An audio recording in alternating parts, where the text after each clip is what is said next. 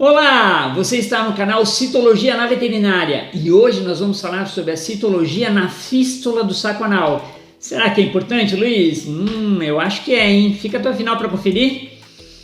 Então, antes da gente começar sobre o assunto, eu gostaria de dar um recadinho para você. Aqui no link da descrição, eu vou deixar para você acessar informações sobre um curso de citologia que a gente está oferecendo, que vai te ensinar desde o zero até os diagnósticos mais interessantes e complexos que a gente tem. Vai te ensinar a preparar uma lâmina, corar, interpretar, identificar e te ajudar no tratamento, tornando você um subespecialista nessa área que é bem interessante. Então vamos lá. A fístula do saco anal, o que é importante a gente saber? Então, a fístula, na verdade, assim, nós temos 4 diagnósticos possíveis de alterações inflamatórias no saco anal. A gente pode ter, então, uma saculite, uma impactação, abscedação e fístula do saco anal. E eu te pergunto, antibióticos são sempre necessários? Será? Qual é o melhor antibiótico? Dá para escolher antibiótico pela citologia? Que interessante, hein? E por que está recidivando? Por que esse problema está voltando, né? Então, todas essas respostas a gente pode ter um auxílio, que é a citologia. Então fazendo uma busca no PubMed, eu fiz essa busca hoje, tá? A gente encontra, né, sobre a resistência de bactérias, né, de antibióticos, a gente vai encontrar 8.281 páginas, sendo que cada página tem 10 referências, né, 10 artigos. Então a gente tem pelo menos aí 82 mil artigos falando sobre a resistência bacteriana. Isso isso no site do PubMed, tá? E se a gente olhar um gráficozinho, tem um gráficozinho aqui do lado, a gente vai ver que desde 1946 as publicações elas aumentaram assim enormemente até nos dias de hoje, tá? Então o assunto é um assunto bastante interessante e por isso que a gente tem que usar o quê? O antibiótico com sabedoria. Então, se não precisa usar antibiótico, a gente não vai usar antibiótico. A gente está ajudando, na verdade, a não formar resistência bacteriana, tudo bem? E a gente encontra também aqui, uma série de artigos falando, são artigos diferentes, não são artigos sobre antibióticos, mas é uma terapia chamada terapia fágica, né, que é a introdução de vírus que vão atacar as bactérias resistentes, né? Então é uma nova modalidade de você encarar a resistência bacteriana. Isso aqui só mostra a importância de você usar antibióticos com sabedoria, tá, gente? Então vamos lá, o que é uma saculite, Luiz? Então, saculite é a inflamação do saco anal. Ela pode ser por infecção, inflamação idiopática normalmente, ou por obstrução. Os sinais clínicos, esses sinais clínicos são comuns a todos os problemas que eu vou citar aqui de agora em diante. Então, é coceira intensa na região anal, lambida excessiva, né, ou arrastar do bunda, aquele carrinho que a gente chama. Presença de secreção e odor desagradável, inchaço, vermelhidão, né, sensibilidade ao redor do ânus, dificuldade e desconforto na hora de defecar e comportamento irritado ou agitado. A impactação, como eu disse, os sintomas são bem parecidos, né? Ela ocorre quando há o acúmulo excessivo, né, da secreção nas glândulas, levando a obstrução e inflamação, né? A gente vai ver que são todos problemas parecidos, só muda o que? A apresentação clínica, basicamente, né? Então ocorre a obstrução, porque pela infecção ou por a inflamação também. Então a abscedação, o que é a abscedação? É quando esse saco anal que está inflamado, né, está engurgitado, está aumentado de volume, tem bastante secreção, ele acaba se rompendo, né? Então isso é abscedação. E lógico, a abscedação vai formar o quê? Uma fístula, né? Que é um canal de comunicação daquela fístula, daquela glândula, que aumentou de volume e rompeu-se. Então vai formar uma fístula e vai ficar drenando uma secreção ali de dentro. Tudo bem? Como é que eu posso fazer o diagnóstico diferencial? Qual terapia que eu vou usar? Vou usar antibióticos? Preciso usar antibióticos? Corticoide será necessário? Ou corticoide e antibiótico? Qual é a resposta para tudo isso? A resposta está na citologia. A citologia, ela pode te indicar o caminho, ela pode te dizer o que você pode ou não fazer. A gente vai ver 2 casos clínicos aqui hoje, que eles são muito interessantes, eles são bem elucidativos nesse quesito do uso da citologia para te ajudar no diagnóstico e tratamento. O primeiro caso clínico é esse aqui, é a Zoe. Então ela tinha coceira intensa, carrinho excessivo, mau cheiro e fezes em formato fino, né? O tutor falou que ela estava fazendo as fezes, né? Eram bem fininhas, é uma das coisas que ela notou de diferente, né? E o curso extremamente agudo, né? De 3 dias. Então, a citologia ela vai te ajudar então em processos alérgicos, em processo piogranulomatoso estéreo. A gente sabe que são bastante comuns essas doenças, né? De caráter estéreo, inflamatório sem uma causa aparente, e por infecções aí por cocos e bacilos. Então, ainda falando da Zoe, né? Então ela tinha 7 anos, ela era atópica, né? Coceira intensa na região anal, carrinho excessivo, com aquele arrastar da bundinha no chão, odor desagradável e o formato das fezes fino, e o curso extremamente rápido, né? E a gente vê aqui, olha só a fístula, né? Aqui na citologia nós vemos, então, na lâmina de 10 vezes, né, que seriam 100 aumentos, uma quantidade enorme de neutrófilos, né? Então uma apresentação neutrofílica maciça, né? A gente vê aqui também algumas células multinucleadas, né? Macrófagos, aqui já em 40 vezes, né? 400 aumentos, fazendo leucofagocitose, né? Isso é indicativo de uma atividade macrofágica intensa. E o que a gente observava além de tudo isso? Nós observávamos muitos eosinófilos, né, nessa citologia, o que não é comum nós encontrarmos nos nossos citológicos de lesões de pele, né, nos tradicionais. Então, quando a gente tem eosinófilo, a gente sempre vai suspeitar de quê? De processo alérgico, né, principalmente se tem muitos eosinófilos. Aqui a gente encontrou também picnose, que é o que? A picnose é quando os neutrófilos, né, nesse caso específico, eles vão entrar em morte celular programada, né? Então, a morte celular programada ela acontece por inúmeros fatores. Um deles, na verdade, é o estímulo por citocina, né, principalmente pelo TNF-alfa, tá? Então, aqui é só para caracterizar que tinham algumas células já em picnose. Então, primeiro, o neutrófilo ele entra em cariorrex, né, que ele vai dividir o núcleo, e depois esse núcleo ele vai desidratando e fica exatamente assim, ele fica diminuto e com a coloração bastante intensa. Isso aqui a gente chama de picnose.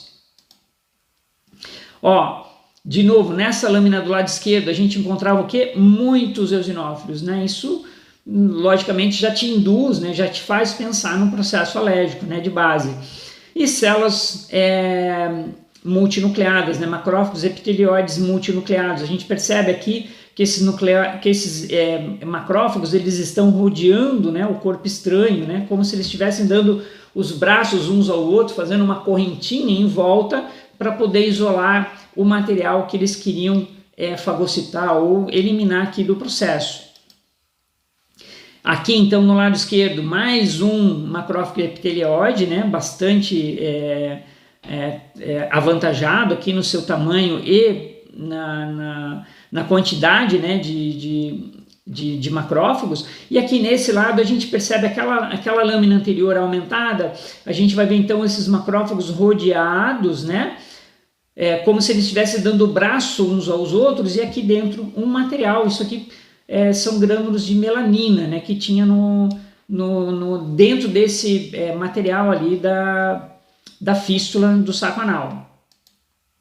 E qual é o diagnóstico que a gente chega? Baseado então no exame, né, no exame citológico, a gente vai dizer que é um processo inflamatório piogranulomatoso, pio de neutrófilo, né, uma quantidade maciça de neutrófilo, então é piogênico, né?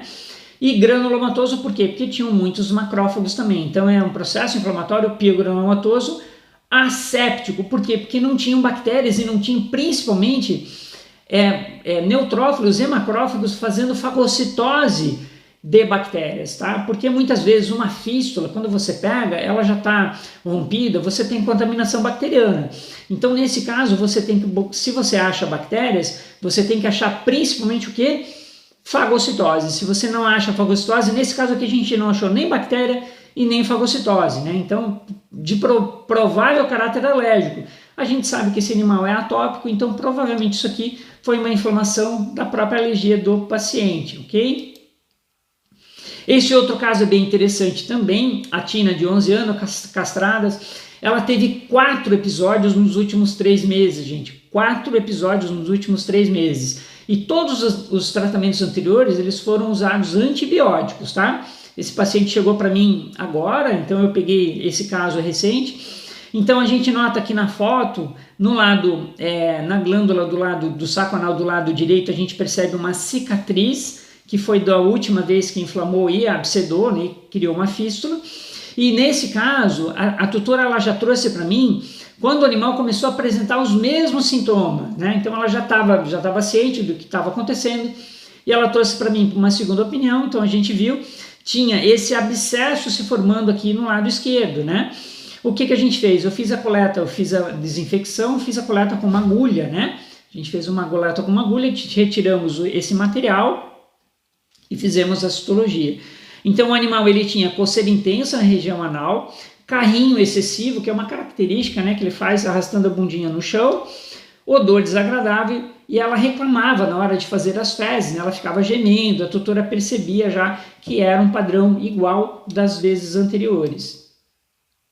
Aqui no citológico, esse aqui de 10 vezes, a gente percebe então um padrão neutrofílico intenso, algumas células macrofágicas, macrófagos epitelióides, e aqui, nessa lâmina aqui já em 400 vezes, a gente percebe também uma característica, é que esses neutrófilos eles estavam mais degenerados do que a lâmina anterior.